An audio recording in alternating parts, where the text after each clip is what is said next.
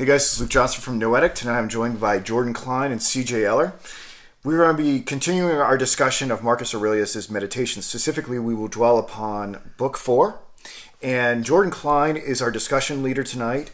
I will do relatively little talking, only when it's absolutely necessary. And the reason why we're doing this is that I believe that there are a host of educational talents within the Noetic app and on the Noetic website, and I want to let them shine. And Jordan is a particularly thorough researcher and a very good explainer of difficult material. So tonight is her night. So without further ado, it's her show. Make it happen, Jordan. Yeah, so I think that the approach that we're going to do, I think just because Marcus Aurelius is a pretty slippery writer, and not to mention that there's really no structure, really, to Meditations, as it was a very personal work. We're just going to kind of pull it apart line by line, and we'll try to piece things together topically as best we can. Yeah. That's great. And is that piecemeal sort of style just because this was, like you said, just journals? It wasn't really meant for consumption by... We're not meant to read this. Really, right? Like this is his stuff. Yeah, so this is his stuff. So one author that just kind of automatically came to mind when you mentioned, oh, is this for our eyes, was Pliny the Younger. And he wrote in a way that was very conscientious of the fact that other people were reading it, and that he was, having his letters spread out to his friends and, maybe their acquaintances and the like. And he heavily edited his letters and he compiled them and published them.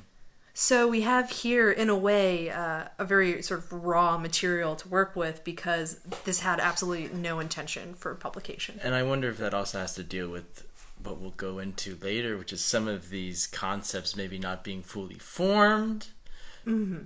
We get some mention of certain people or things that make no sense, or that are just little nuggets of information. Right. I mean, we get this black character that is just one line in book 4, and there's no mention of a black character at all. So it is fascinating to wonder what he was going through when he was writing these little things to himself, I suppose. I don't know. Mm-hmm. Yeah, so I think that sort of getting into the text, I think that actually the first chapter is a great place to start off, because I think that two of the most, important topics from what I've read have been reason and death. So in book 1, he asserts when reason is working in accord with nature, and I think that we'll probably have to sort of go into and explore what nature means to Marcus Aurelius, that you become more adaptable with reason. And reason, he likens it to this fire that consumes any sort of obstacle that comes in its way, essentially. Yeah, no, that's such a wonderful analogy that he uses, and I want to go further with quoting him. And we all three, I think, have different translations, but it will probably amount to the same thing. But he says about this ruling, I had the translation as the ruling power within, or reason. So we can say reason, it has no favored material for its work, but sets out on its objects in a conditional way, turning any obstacle into material for its own use.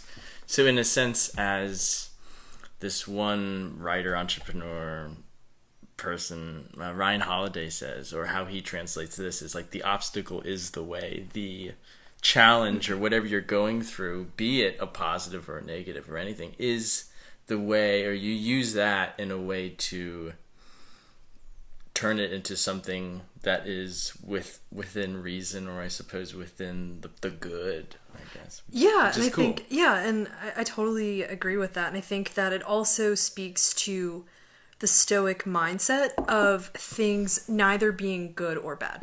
They just are what they are. And I think that Marcus Aurelius does a cool job of sort of exploring like sort of what is like neutral. And so Yeah, so I think that things that would to us seem as an obstacle, it's neither good or bad, it's just something for reason just to consume. And I wanted to bring up this idea of reason being like fire, because it reminded me, Luke, if you remember from On Free Choice of the Will with Augustine, and how he likens, Augustine in this context likens it to wisdom, to fire and light, and how sort of you could say wisdom or reason or truth are pretty much all interchangeable in this context, but it's like fire, and so those who are close to it feel the warmth of it, and then but at the same time it also, those who are far away might not experience the warmth of wisdom, but it casts light and illuminates things that are material objects. So how you describe it, reason is already a fire in of itself. We cannot make the fire ourselves. We don't have our own personal fire that I have to add kindling wood and maybe put a fire starter on there and Right. light my match. It's already there, so it's more so going towards the fire rather than building the fire for myself. Yeah. Or Okay, if I may interject, could you? I just want to make sure that we set the audience straight on that, because I found that just a little bit hard to follow. Because it did seem to me that the individual does have this personal ruling part, this intellectual part that reason is a constitutive factor of. Right. So it is very much the individuals. Are we Okay. Are we saying the same thing? And are we an agreement on that? Sure, point? yeah, because I'm trying to use this analogy, because sometimes when I think of, I don't know, reason, or you reason as a fire, I think it's either as something that you have to cultivate yourself, you have to make this fire, or as reason being this fire that's already there, like Jordan said, it's this fire, and that if we're far away from it, if we are not following reason, then we are in the shadows. And that's one thing that Marcus Aurelius will go in further in this book. He'll say, okay, those that are not within reason are like beggars and terrible people. Yeah. I think you could have both views. It seems like you can simultaneously be in possession of it and fall away from it. That was Chapter 4 might help us out. Yeah, that's my read of it. But I like that. I'll hand it back over. No, to it's a great analogy. Yeah. Yeah, so I mean, I wasn't sure how closely we could, liken it to Augustine, but I thought that if we brought in the idea of warmth and light in addition to the fire of reason that Marcus Aurelius discusses, I thought that might be an additional lens that we could look at things. But chapter 4 says that reason is common to all, so maybe that's something that we could think about. And he says, okay, so reason, we should use reason to sort of dictate our actions. And I thought one thing I thought was super interesting is that he likens it to a common law. So it seems to me that reason is something that everyone can participate in. Right. And then this common law almost makes like a civic body, but on a common level. Yeah, could you elaborate on that idea more? Because I think this is probably one of the more important parts of the text. Not only because it's probably one of the most rigorous arguments. I mean, I don't know how rigorous we can say that it is. But also, I think it sets the stage for people like Kant, who are going to talk about kingdom of ends later on in philosophy and things like that. He tends to think of all human beings, all individuals that are in possession of reason, being part of this global polity. Right. And essentially, the entire earth is a state, a political state. Right. So he makes it, and it's interesting because in the same in this chapter, in the same passage, he says that it's a common law, and then by extension, if you sort of participate in that common law of reason, and if you have reason, if you basically use the gift of reason and apply it in your everyday life, and you participate in reason, then you almost get, I don't want to say access, but it's almost like a citizenship to like this global civic body. And I'm doing more talking than I should, but don't you feel that there's some truth to that? Yeah. In the sense, like, when we discuss these great thinkers, don't you feel yourself sort of contemporaneous with them? When I work on Kant or Marcus Aurelius or Kierkegaard or whatever, I feel like they're to the right, the left, and the front of me. Yeah. I feel like we're all sort of, that conversation is happening simultaneously because we're participating in this, like, imagined or not, sort of Conversation. conversation or state of ideas. Yeah, Northrop Frye who's a scholar. I can't remember. I don't know if he's a scholar or writer, Northrop Frye, but he has this great quote where he talks about that, where he says, like, I can't remember what great people he was talking about, like, but when you think about them and you contemplate them and do things in that way, you're not only in the same house, but you're in the house at the same time as Marcus Aurelius, as Kant, as Kierkegaard. So there is that wonderful sort of thing where we all are participating, as Jordan said, in the civic body of ideas. It's almost like a creative commons, dare I say, like a commons of ideas that we all sort of participate and add to the stream, or to this fire, if I may say so. I'll throw in a twig or something. Maybe we're all throwing in a twig, like doing this now. And then it's interesting too, because then in the same notion, he works in the fact that reason's almost, its own institution, and then it's actually sort of the bedrock for intelligence and laws too. Mm-hmm. So it's not just this sort of cosmic, civic, body, but it's actually the bedrock for sort of concrete, tangible, everyday laws. So the application of reason works sort of on a sort of more cosmic, like up in the clouds kind of governance of the universe, in addition to, everyday affairs. And it's great that you mentioned that, because that is a bedrock for a lot, I think, of his optimism that he has in this book, especially because he says everything is in order, right? And that nothing can be in disorder, really, technically speaking. Nothing can, even if you think my life is crazy right now, like, you're going to be fine, because do you not think the universe has an order for you, or has a plan, I suppose, in some way? I don't know. Maybe that's what I got from it. I think that he does go back and forth on it. But then, I think that in terms of this work so far, I think that what I have wrestled with the most has been his conceptualization of the universe, and that tension between the sort of the Stoic, everything is governed by providence, everything is perfectly ordered, versus sort of the Epicureanism, everything is just this ebb and flow and swerve of matters, and atoms just coming together and constantly falling apart, and just regenerating and degenerating, and that cyclical element. I think that's what I've struggled with the most. So I would love to hear both of your thoughts because on that. That's even in chapter 28, he talks about how everything is still ordered, even if it's a stew of mixed ingredients, it still forms this cohesive whole. So I think, in a way, he can have his cake and eat it too. He can have his disordered cake and be able to still say it's still part of some order, because he even talks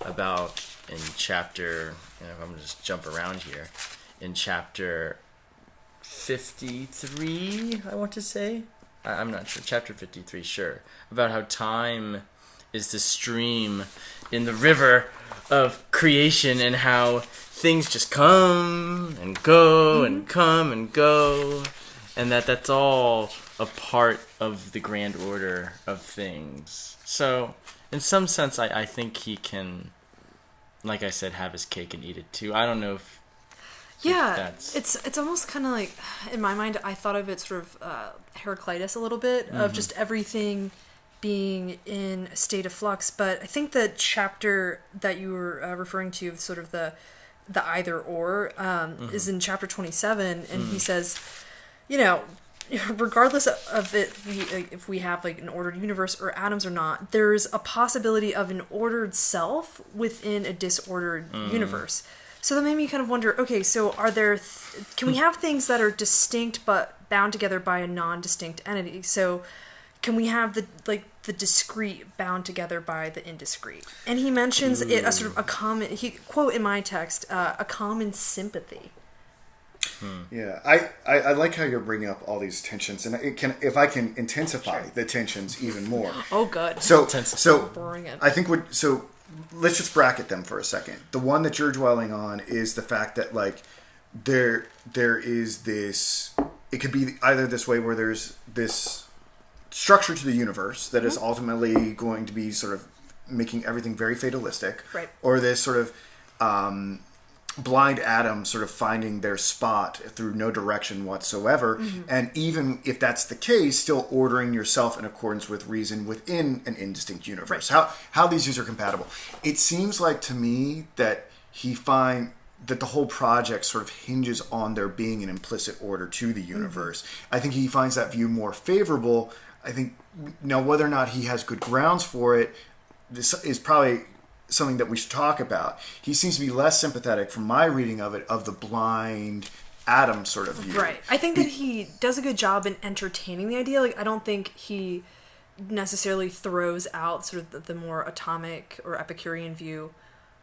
Necessarily, he doesn't completely discredit it. I think that he acknowledges it, but I think that he leans more towards the ordered universe. And there's still a tension there. Yeah, if I can interject, why I think he leans towards the ordered universe is that he tends to speak of the universe as a soul, as a being, right, as this organized structure that actually is divine. Something that I really struggled with in the first 3 books, and I was noticeably distraught by because I didn't have clarity on it.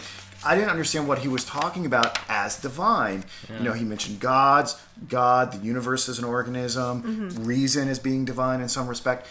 But his theological commitments seem to be such that he views the universe as an organism that is well ordered, conducts things, and I hope at some point you talk about seminal principles, because that came up in the conversation. If you don't, we can talk about it at the end. But then, in addition to that, I think that's why he leans more towards the universe view of that being a theistic universe, but also the tension that is the result of there being this being of the universe that orders everything, yet man has some sort of autonomy within it, that we can choose how we respond to the sequence of events that are rationally structured. How can he simultaneously have a fatalistic view of everything, but allow man to have free response to those circumstances? That was the big thing that I wanted to set forth there. Yeah, and maybe this will, because as you were saying that, it's like this one sort of organism. Chapter 40, I really sort of gravitated towards, because he says that the universe is a single being, a single substance, and a single soul. And this was my favorite part, was the single impulse that carries out action. And then he pretty much says that the fabric of this universe is just intricately woven together. Yeah, and that's quite telling too, because if you think of beings in general, if you think of us, we need bacteria, which is kind of like the weird part. Like, we need if you took away all like bacteria and bad stuff, like, we would die. Like, I don't know. There's always this mix of in our bodies of trying to distinguish what's bacteria and what's not, and trying to. And this wrestle is what makes us alive in some sense. Now, I mean, I should probably talk to my biology friends about this a little more, or maybe Mr. Biology like over there, but yeah, you need things in your gut to break stuff down, right? And then sometimes they're not necessarily quote unquote good, but they are in some way because they help you, function. So I wonder if that's maybe how we can distinguish the chaos in the world, is that it's actually leading to something, and that'll go to reason a little more to that big idea you're talking about. Yeah, I mean, if we really think about the universe being an interwoven fabric, you could just think about, yourself being interwoven as a part of this elaborate tapestry that you might not have necessarily an understanding of, but there's a greater picture and a plan that you have a limited understanding of. And so to you, from like our perspective, it might seem that things are really chaotic and that we have no idea, and just things seem governed by chance or reason or just chaos, but maybe it's really more this like actually like methodical, plotted work that we can't really understand because we're just like one thread. Do you think, if I may push on that a little bit, do you think it's something that we can't understand? Because it seems like he has this view that there is justice that is discernible if one really attunes their mind to it. Right. So I might be thinking it more in terms of Augustine right now, but you're right, because he says that, and I'll try to find the exact chapter, but he does say about judgment and justice that everything that happens justly upon further examination. I think it's 10, where he says, I mean, at least in my translation, he talks about all is right that happens in the world. And when he says, what I mean by right is that I mean by just. And he's not talking about like cause and effect, where it's like, well, if I do this, then it's going to be good, so it's right. But he's just talking about everything is just, that everything like you said, it happens for a reason, or it's a part of the bigger organism. Yeah, and he says too, it's not just a simple cause and effect necessarily. Yeah. And and then another sort of like in the same vein, in a more sort of, I guess, like practical level, he just says act as if your life is almost on trial, and that your actions are under complete scrutiny, as if there's some sort of, not, I don't say great judge, but there is someone that is discerning your sort of case that is life. It was interesting how he employed the word justice to sort of, we usually don't think about, like, when you look at the mathematical foundation of the universe, or the scientific foundation of the universe, or usually those are terms employed in sort of moral and legalistic terms, but to say, like, to expand the conception of justice to that underlying reality. And I like I said earlier, I'm very curious about this question of seminal principle. Could you maybe speak to that a little bit more? Just because it might be a different, I mean, literally might just be a different translation. I think what he may mean by seminal principle, he talks about how, like, the individual, like, arises out of elements and dissolves into elements, and ultimately through an act of transfiguration is absorbed into the seminal principle. He talks about how the body, how the body ultimately. My translation calls it generative reason. Generative reason. Cool. Yeah. Okay. So, like, he talks about how, like, the body is absorbed back into the earth, and his conception of the soul is that, well, all these people are dying, the air would fill up with souls, and eventually there has to be some sort of transmutation of them into the universe. Right. I really enjoyed chapter 21, because he says, well, how basically it's like soul storage. Well, where do they all go? How does the air, the cloud, how does like, how does the air just make room for them? So it's so interesting. So it says, after time they change, they diffuse, they're sort of burnt up, and they're reabsorbed by the what my text calls the generative principle. So that's also, it doesn't happen with just souls, it happens with matter. Yeah. So my question is maybe to ground this concept and to wonder what would he be going through at this time for him to write this down, because a lot of this is episodic scribblings that just because one book is one book doesn't mean that he wrote all of this at the same time. So I'm wondering, and this can just be more vague, but what do you think is they're not therapeutic, but what would bring somebody solace in realizing this existence of the soul and the universe? Well, we'd have to really look at the historical time frame, but the second, I'm glad that you brought this up, because the second most prevalent topic in this book is death. Yeah. Reason and death. Those are the two things that I sort of just noticed. Oh my goodness, it's everywhere. So I think that was obviously he was on campaign. I mean, he maybe, illnesses of family, friends. I mean, he lost like a devastating amount of his own children. I can't help but wonder if this was written in a period where he was experiencing like a lot of death around him, be it on the battlefield or in his personal life. So then to see the world in as this network would be a consolation, because it's not just they disappear and then they're just nowhere and it means nothing, but then they go back into the whole, and then I'm a part of the whole too, and I get some of their energy. I mean, maybe I'm getting a little new agey about this. Well, no, it's chapter 14 though. He says that birth and death have the same matter. So whatever sort of transitional states that you're in with birth and death are the same thing. So I think that with reincarnation, isn't there some sort of like comfort to that? Because then if you believe in that, then they're not really truly just gone. They just assume another sort of like state or form. Would you describe this view as a view of reincarnation? Is that what? Because I wouldn't necessarily think of that, because you're not incarnated again necessarily. Well, I was thinking, I guess maybe you're born into the whole and you die. Like similar. Whole bit, as in like in terms of like actual matter, you know what I mean? You sort of disintegrate into matter and you are reformed into matter. So it might be a similar comfort, not exactly. I don't. Thank you for pointing that out, because I didn't mean to say it's exactly like reincarnation, but I feel like it's kind of like that similar comfort of saying that, because you can kind of almost rationalize it to yourself, saying, well, they're not totally gone, they're just kind of like, they might just be ether for a little bit. Yeah, and it almost sounds like, I guess I was trying to say that it's like you're born into the hole, and then you die into it, or I don't know, it's like you're born of or born into. Mm-hmm. Yeah, you rejoin it, but you're still always a part of it. Yeah, which is kind of weird. So you never really leave the whole. I guess that's a really weird concept to think about, but you never really leave it. It seems like the reason is the thing that remains. That ruling part of you is the thing that you sort of take with you so long as you're embodied. And I believe, was it not in the books 2 and 3, did he not speak of a personal demon or something like that was not unlike Socrates' diamond or something like that?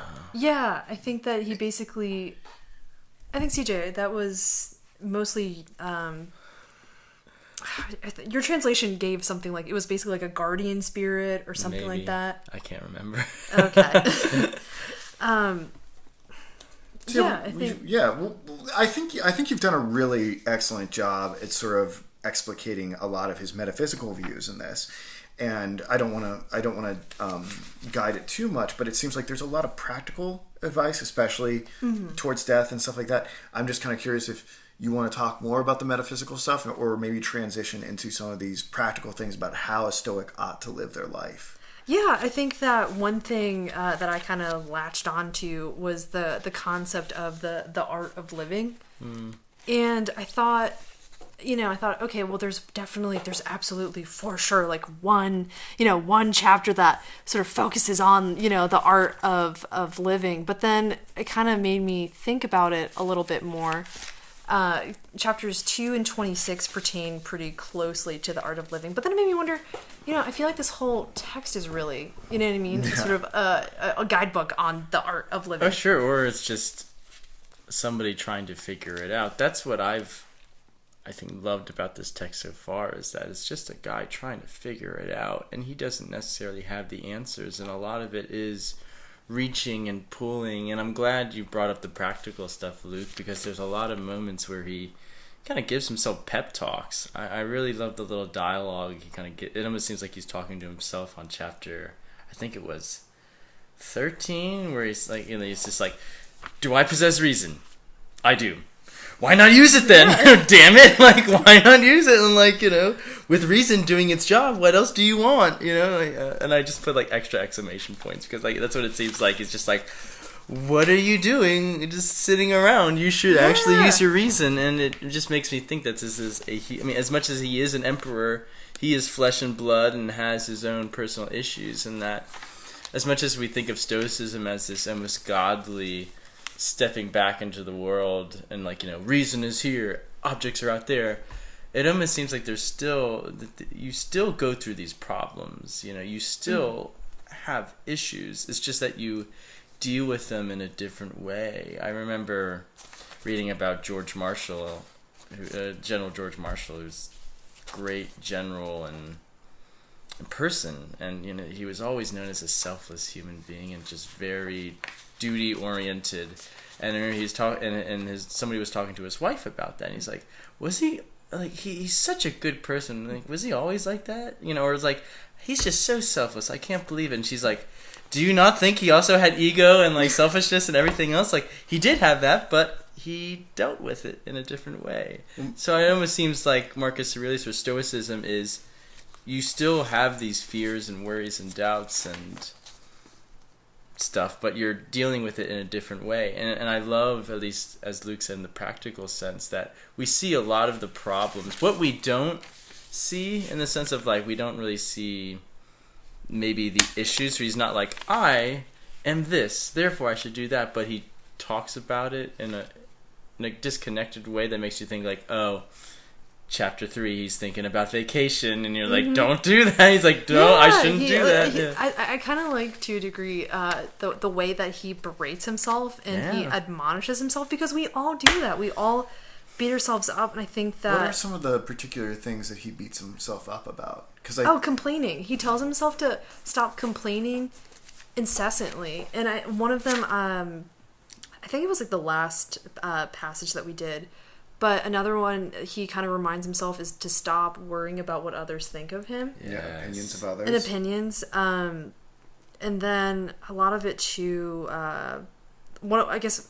in that sort of same segue before I forget, I really like the fact that he constantly has to remind himself that he needs to sort of like mind his own business and not focus on posthumous fame. Yeah. Because I think one thing that I personally really liked was the concept of memory and how it's kind of absurd to spin your wheels and to really earn the approval of others, because even if you accomplish all these really great feats and are memorable, your name is eventually going to die out when those people die out. Right. And which is super relevant for today, you know? And he uses the example of immortals. Even if there were immortals that could remember you, what good does it do you, right? Yeah. Like, fantastic, right? Like, you're dead and gone, but the memory of you, like, that's not you.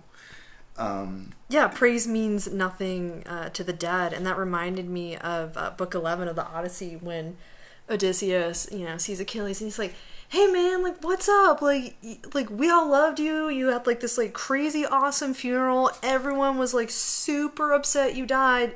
And then Achilles tells Odysseus, I'd rather slave on earth for another man, some dirt poor tenant farmer who scrapes to keep alive, than rule down here over all the breathless dead. Oh, it's great you mentioned the Odyssey, because there's like one part too I remember. I can't even remember if this was a part of it, but when he's like with the Cyclops, and I think the Cyclops asks him like, who are you? And he's like, I'm nobody. And that just like blew my mind. I was like, whoa, he said he's nobody. Like, how crazy is that? Is that in the end we're all just nobodies, but then eventually it helps you. But he caved to that ego. Yeah. But then, he has to come back to Ithaca as like a peasant farmer, like beggar guy, and then like find his way back. Yeah, so I mean, there we have the sort of the case in point where obviously, bragging about your name can shoot you in the foot, and you even have Achilles telling Odysseus later down the line, I would literally rather be in the dirt alive because, hey, I'm alive. So it's kind of because Achilles kind of decided on this path because he wanted glory, and basically after the fact, Achilles is saying, glory wasn't really worth it. I wanted to spend time with my family, and this was a huge mistake. So that's kind of what reminded me and sort of almost reinforced this idea that the futility of pursuing fame. And I think that with how prevalent social media is, and I want like 5 more likes, 5 more likes, and I'll be happy on Instagram. What will it do? Yeah, exactly. So I don't know. To me that really resonated as a... Yeah. And it's great you mentioned the social media thing too, because he kind of says that too. He's like, think of the people. Like, so I think he starts like, it's quite unphilosophical for me to do this, but like, I'm going to think of the people that tried to hold on to fame, or tried to hold on to anger, tried to hold on to life in general, and where are they now? Oh, they're dead. Wait a minute. He's like, what difference does it make if you live 3 days or 3 generations? There's an infinity behind you and an infinity in front of you. Right. Exactly. I like that. The one chapter where he mentions time as incense on an altar. That was my favorite passage. He just keeps... And nothing, can you read it? Sure, give me a moment. Or I can read it. It's right here if you'd like to read it. Thanks. It's one of my favorites, and you'd be doing me an honor if you read it. Yeah, sure. Many grains of frankincense on the same altar. One falls before, another after, but it makes no difference. Boom. Yeah, that one... That's like... Those lines were like a killer hook in a song for me. I was like, this whole book is... This whole book of meditations is justified to me for that. To kind of think about the individuals being incinerated into this smoke that ultimately like hovers above all the things that were on the altar, That's wonderful. And he says something similar too, I think, in book, I think it's 50, or I'm sorry, not book, chapter 57, where he says, imagine if somebody told you, he's like, you're going to die tomorrow. Now imagine he said, it's like, actually, you're going to die a day after tomorrow. It's like, would that extra day really make a difference? Like, would it Would it really? Yeah, and the people who fixate on that death are just or that extra day, cowards. And in chapter 48, he says that people who deal with death for a living, physicians, astrologers, heroes, philosophers, tyrants, all these people who think that they have control over life and death in one way or another, they die. Mm-hmm. Father Time is undefeated. Mm-hmm. Yeah. So you enumerated that his practical concerns consisted in, we've talked a lot about. One of you mentioned was opinion, and generally he doesn't want to be susceptible to individuals' opinions. But there is a special scenario where he will listen to opinion. It's an advisor. Yes. It's usually an advisor. Sure.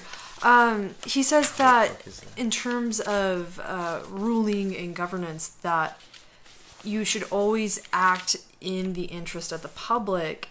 And then he says, but there's an asterisk basically. He says, unless if someone can prove to you otherwise that you aren't. So what is that opinion? So he's saying keep an open mind. And but to what do we need to be? So it'd be a just opinion? Yeah, and this is ultimately connected back to the common good or reason. Which is ultimately connected back to the order of the universe. Right, that cosmic structure. So there is a scenario where it's not just like we have to be completely stubborn and disregard all sort of opinions. What I love about that is that he also says to you, like, don't change your mind for popularity or pleasure just because you're like, oh, I mean, how many people do we know that just change their minds? Just like, oh, I'm just gonna like do something completely different, and sometimes it's for more people to like you, or maybe more times it's just, I'll admit, I love going to one book to another. Even if I haven't read the whole book, I just go from one thing to another. It's a pleasure to do that.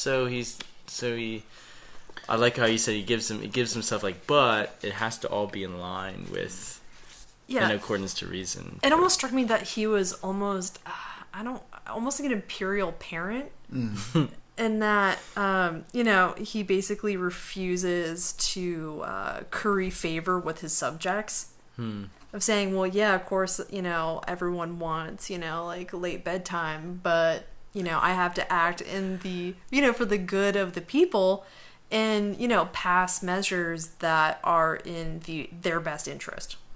And not sort of go along with I don't want to say mob rule, but sure, basically says don't use policy to curry favor with people. And that's great, because then he also, to continue with that, he has to be an imperial parent to himself. Which, isn't that the whole point? Like, he has to govern his own body, which is right him. And then there's a great, I don't know what book it is, but we're going to get to it soon, where he actually has this thing where he wakes up and he has to get himself out of bed. He's like, there's this great it's like, I'm tired, but he's like, you gotta do stuff, and he's like, no, I don't want to. The same dialogue again to himself. But yeah, I love that. He's got to be the imperial parent to other people, and then also to himself. Do you feel like that's almost demeaning though to other people? Because there is this kind of push between like, nobody knows shit, I know everything, so they don't know what they're doing because they don't follow reason. I don't know. I think that if we look again, like kind of more closely to the historical context, I think that he was kind of one of the actual the good emperors. So I think that instead of just relying on sort of a retinue of lackeys or a bunch of freedmen or only catering to a small percentage of people, I think that during his reign, and especially his predecessor Antoninus Pius, that was one of the best sort of hallmark pinnacles of emperors working with the Senate. Okay. So I think that in that context, that it's not just, currying favor, but I think it's kind of more just saying, hey, don't just pander to elites. Right. You have a lot of people to take care of. Thanks for clarifying that, because I think that also ties into what I think Luke was trying to get at too, where we have to make sure that, we can be, he also talks about, brotherhood and being with other people as well, being a social person, a social being, but that in a sense you have to use reason and justice as this underlying facet for interacting with people, be it people that don't use those facets, or people that do, that you maybe surround yourself with people that are within that reason, and then if you encounter people that are not, you react with reason and with good, just with being a good person. Yeah, and doesn't he refer to people who do not act with reason and basically choose not to see with the eye of reason as sort of an abscess, right? Yeah, or like an abscess on the body of the universe. I think last time we spoke of it as a cancer. Or a tumor, Yeah, a tumor, yes. Yeah, and I thought, let's see. Oh, here we go. Perfect. Yeah, so it's chapter 29, and he pretty much says that a man is a stranger in the universe if they pretty much make the choice to just not learn what makes up the universe and what happens in it. And in terms of the analogy that he uses, and he's when a man becomes blind when he closes the eyes of his mind, that reminded me again of Augustine in Book 2, Chapter 13, with like how the truth sees with quote the sure eye of reason. So again, like I don't know, I really appreciate how optics and reason and mind and intelligence all sort of work together in both of these texts. Definitely. Yeah, and I think that's, I don't know, maybe to continue with that optics thing, I think sometimes people think that they can just like, oh, I can see by myself. I don't need reason or anything like that, but I guess we need to admit we need to like kind of, I don't know, either find the glasses or like fashion them ourselves, or fashion the glasses of reason and use them ourselves to be able to see things through the world, because I don't know. Sometimes, and it goes, I think, even to Kierkegaard about this idea that where it's like you can't just be a person who believes in God and then just becomes a monk and just lives by yourself and objects to solitude and hatred of mankind. You have to be immersed in the world, and we're talking about a man who is immersed in Western culture, the pinnacle of Western culture at his time, Marcus Aurelius, Emperor of Rome. So I really enjoy how we're discussing the social aspect of this, of dealing with other people, and not even in the political sense, but just in the normal sense. I think that's wonderful, and that this philosophy does have a way of, I don't know, interacting with what we have to deal with every day as human beings, which is talking to other people, forming relationships, and dealing with those relationships, be they positive or negative. It's great. Yeah. Jordan, and, I'm sorry. Oh, no, sorry. There was something, because I think that sort of ties in with what we talked about earlier about sort of the collective, or the, I guess, singularity of the universe, is that when you cut yourself off from reason, and as you're saying, the necessity of sort of fashioning those glasses, is that whoever sort of cuts himself off with reason, they become this amputated limb, but he cuts himself off from the soul of the collective rational soul. Might as well be gouging his eyes out at that point. Yeah. Yeah, sorry. So Luke, sorry, you were saying. Well, I wanted to take the temperature of where you are in this lesson of Marcus Aurelius. If there's a lot more content you want to cover, there were a few sort of discussion questions that I think I could probably cobble together as a result of some things that were. I think we generally captured the flavor of this.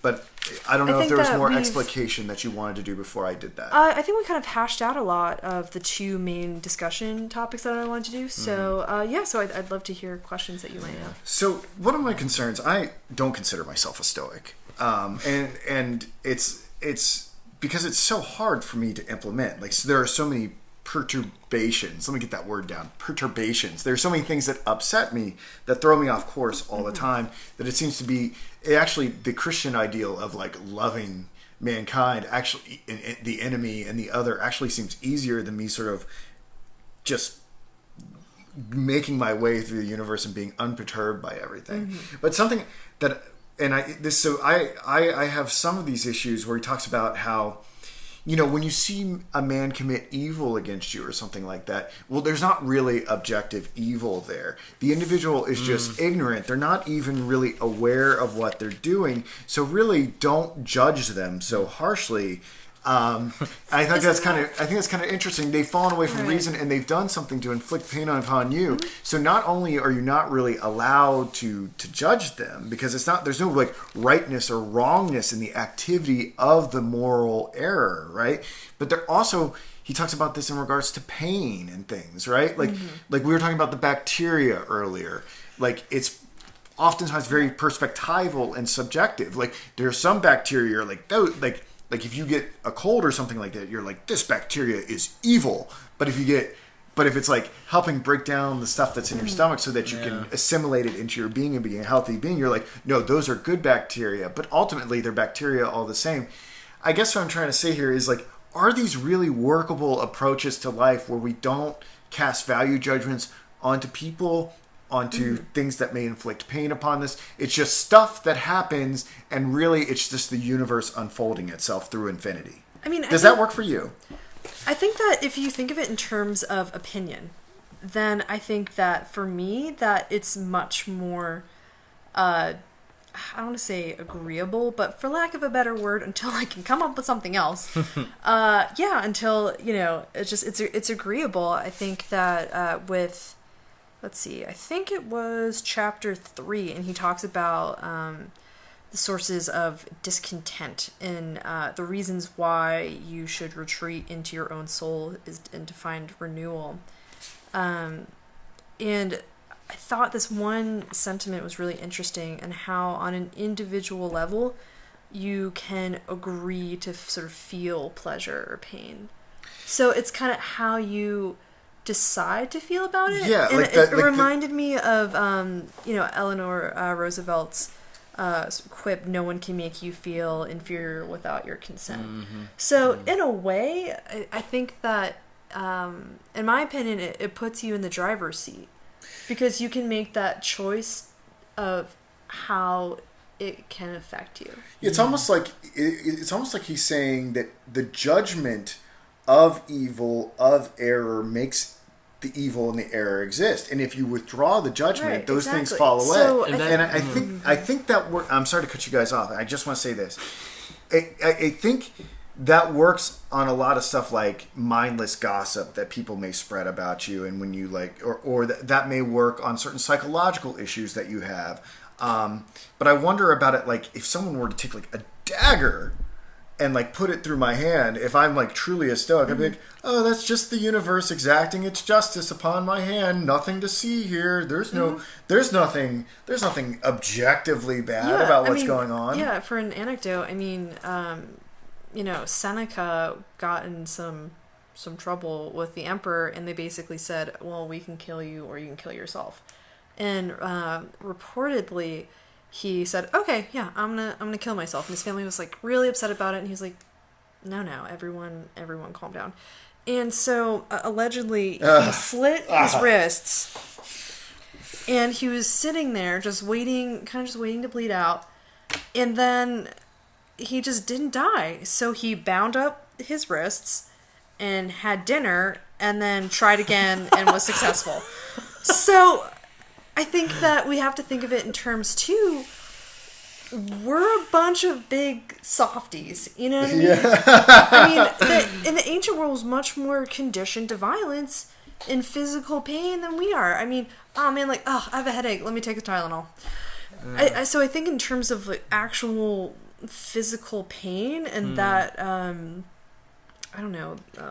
You don't think Seneca was an exception? Because I think that Socrates had to kill himself, and Socrates is like remarkably calm about ingesting the hemlock. Yeah. But all his apostles are not so calm. They're like losing. Yeah. They're like losing their minds about it. So I don't know if it's really a small point to say like we're wussies in comparison to people in the ancient world, because they were very upset that they were going to lose their Socrates. And I think at the same time, but I mean, you feel pain. You feel the pain, and it's not something that just, I don't know. There's a difference, I guess, from interpreting like this isn't pain, and from actually just your body reacting to this pain, because you actually have a pretty cool guy in your corner, Michel de Montaigne. He thought the same thing, or the French philosopher writer thought the same thing too. He says like, isn't it interesting that Stoics, they say like your mind is like away from your body, or like if I feel pain, like no, it's only like it's all in my mind. But like if you were to tell me like, hey, like go walk across this bridge or this plywood across like my chateau, like one window from my chateau to another, like I would tell myself like don't be scared. And then you go up and you're like, oh my God.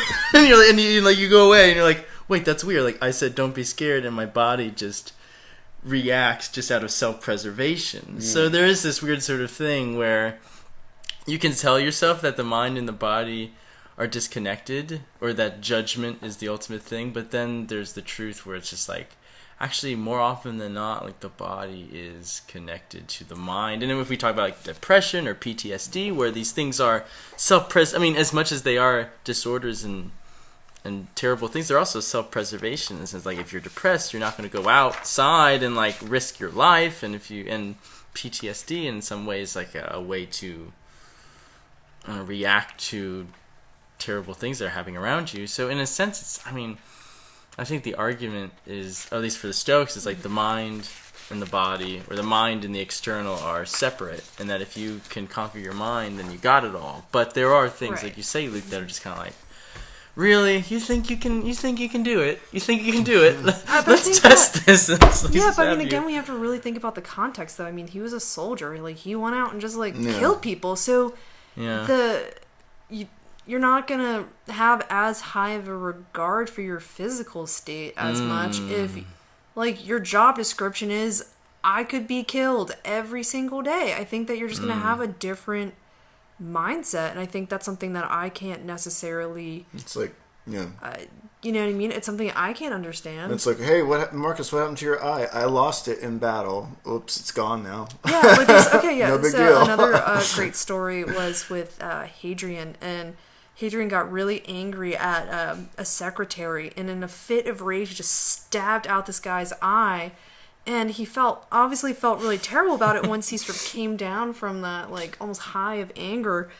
And, you know, he said, hey, like, what can I do to make it better? And the slave said, well, I'd really like my eye back. Just in a stone cold, just kind of Like, yeah, so, I mean, I don't know. I think that, so, I mean, I think that we have to think about the context, for us at least, of really, Marcus? Are you really? But do we not have modern day examples of that too? If we talk about the military and people who are willing to sacrifice themselves for the greater whole, or to defend other people for their lives, like their lives are in danger every day, but they do it for for a reason, or for the whole, or their platoon, which I think would embody that reason, perhaps, that fraternity that Marcus Aurelius is. Yeah, I think it takes a lot of mental and emotional discipline to. Yeah, I wouldn't be surprised if a lot of military people are familiar with Stoic thought. Oh, they would have to be. I wonder. I wonder if it's even taught in the training and stuff like that. I imagine it is. I could see it being very, very helpful. I would imagine. Yeah, I mean, it's always funny that you have these. Even people like Alexander, and who was his tutor, Aristotle. Like, there's all the. I mean, there seems to be like philosophy always seems to be some kind of, not even consolation, but necessary part of military life in some way or another, or that you need it in order to, because it is, again, the highest. I don't even know how to describe it, but it's just human beings at the most. To me, it would just be the most panic-stricken mode of operating, and you have to be resolved and be calm. And I mean, as much as we can, talk about military incompetence and people, like, oh, and he just did that thing and he led all these people to slaughter. Like, it's almost natural. I mean, I don't even want to say, like, sometimes it's just like, if you're in that state and you're freaking out, like, you're gonna be like, go there. But if you have this mind frame, then you can, or of this thing where it's like, okay, mind, body, external, like, let me think about this. Well, it's discipline. In some way, isn't that the whole point of training? Is that it not, I don't want to say becomes reflexive, but you can calm yourself down enough just to act. Yeah, and to tie it back to Marcus Aurelius, it almost seems as if he's trying to get rid of judgment. And he's just trying to be left with reason. Because I know in chapter 7 he talks about the judgment of saying, and how fitting we're talking about physical pain. He talks about judgment of, like, I am hurt. Like, just the saying, like, I am hurt. He's like, okay, well, take away the judgment and you remove the I am hurt. Okay, and if you remove I am hurt, hurt is removed. Yeah. So in some sense, I think he's just trying to get rid of the judgment of, or I don't even know if it's get rid of, but just acknowledge it and then go aside and say, wait. I think just as you mentioned, Luke, earlier about the thing about somebody did something wrong to you, you just have to see it as it is. And the important part for that, I think for me, was that he also talks about how other people interpret it. Or interpret, like, somebody did something wrong to you. I mean, we always go to people like, that person did something wrong to me, and they're like, you should be angry, you're totally right. And then he also talks about how you interpret it, your own judgment of like, oh man, I was wronged, this sucks. But then he's like, we gotta just like streamline, like put on your blinders, acknowledge that there are those parts that even you sometimes have that, and then just go straight to as it is. And then it's, like you said, part of reason, part of the whole, and just go on. I don't think Stoicism, for me, I don't think Stoicism is about just not feeling. I think it's about feeling and then saying, now what? Mm-hmm. Yeah. How do I acknowledge it? I think that chapter 11, he says that try to see things as they are and not colored with your own perceptions. So, I mean, I think that I'm trying to locate the exact quotation, but... And he also says, too, the majority of actions and thoughts are completely unnecessary. So he says, try to just train your mind to a point where if you can kind of eliminate those extraneous thoughts, then you can eliminate a lot of extraneous action. Yeah, there were a couple of these little passages that I thought, I could kind of pick at. The two that I thought of were the one that you just mentioned. In the sense that he's like, if you just clear out all the superfluous stuff, you'll like live this simple and easier life. Right. And I think like I have prioritized like what are quote unquote important things. Maybe I've prioritized reason, but I can tell you that I don't, it doesn't necessarily make for an easy life.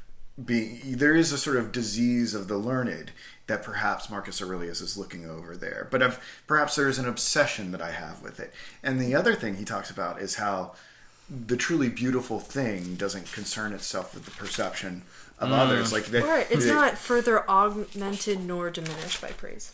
So how funny? I guess that's an interesting question. If something can really be beautiful, I mean, it's like kind of, is beauty in the eye of the beholder? Can there be something that can be truly beautiful without something to behold it and say that it's beautiful? Maybe perhaps with like the eye of reason can like perceive what is beautiful. Ooh. But I just thought that those are little ticky-tacky things. Yeah. We're at about an hour. Why don't we let Jordan just close things out? Or if you have anything. I mean, I don't really know. I guess I'll read, as like a closing passage, I will read one of my favorite quotations from this. It's just like a parting thought for everyone. Just maybe make everyone think a little bit. And it is Book 4, Chapter 17. Do not act as if you had 10,000 years to live. The inescapable is hanging over your head. While you have life in you, while you still can, make yourself good. So I think with that, we should say farewell to our lovely listeners and let them depart and go do good things in the world. I want to say, Jordan, thank you very much for putting together such an expertly run seminar. Oh, why thank you, Luke. Okay. All right, guys. Download the Noetic app. Bye now.